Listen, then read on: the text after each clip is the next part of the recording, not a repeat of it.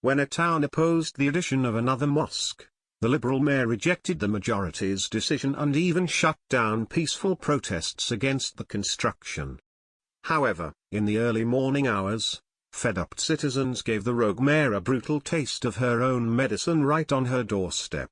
As Europe is discovering, appeasing Islamic demands only empowers the Muslim minority to subjugate all others to the same oppressive legislations they do in every Muslim country on earth.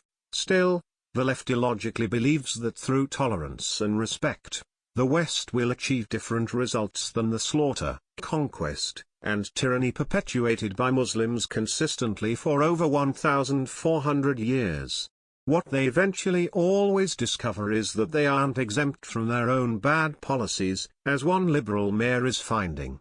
Instead of protecting Roskilde civilians from the terrorism and hate speech that cultivates in mosques, Danish Mayor Joy Mogensen backed the construction and subsequent reconstruction of an Islamic eyesore that will eventually blast the adhan at ungodly hours beginning before dawn and repeating throughout the day. In fact, Mogensen and her Social Democratic Party constituents have approved the mosque members' requests to raise massive minarets atop the building, which signify Islam's supremacy over all other institutions.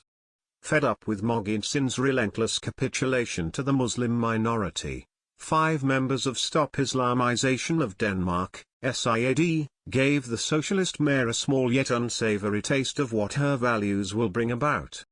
At 5 a.m., conservative activists placed a stereo in front of Mogensen's door and blasted the irritating call to prayer so that the liberal mayor could understand how it feels for locals within a 1 to 2 mile radius of minaret speakers.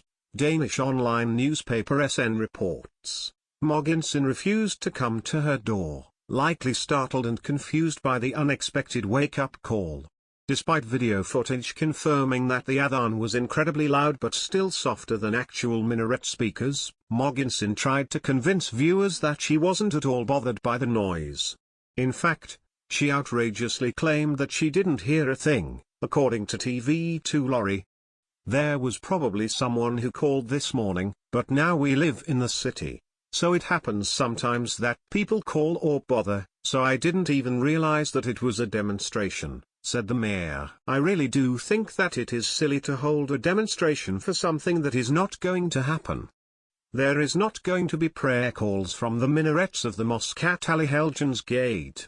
Bishop Peter Fischer-Moller, who joined the Mogensen in support for the mosque, also pretended that the outrageous din didn't rouse him from sleep.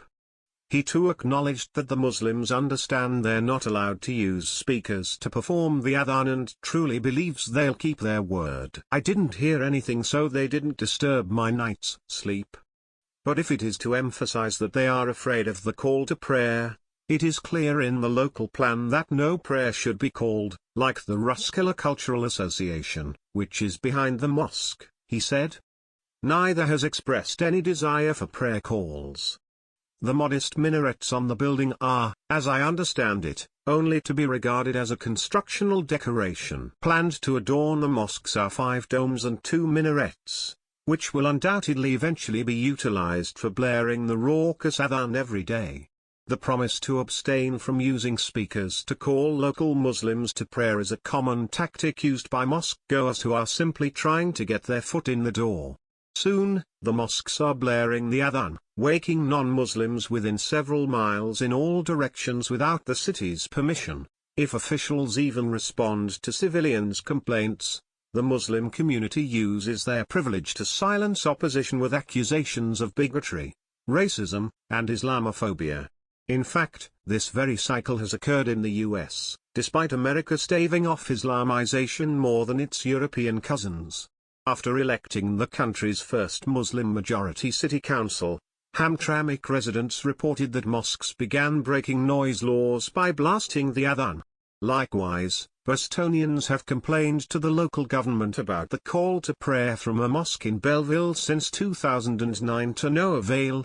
Loud calls to prayer, mega mosques, flamboyant minarets, praying the streets, and incessant demands are all tactics that are unnecessary in Islam but wholly vital to the Islamization of non-Muslim communities. These practices are meant to intimidate and oust opposition while declaring that Islam is supreme to all other ideologies and laws. Please share the story and tell us what you think by clicking one of the buttons below. We want to hear your voice.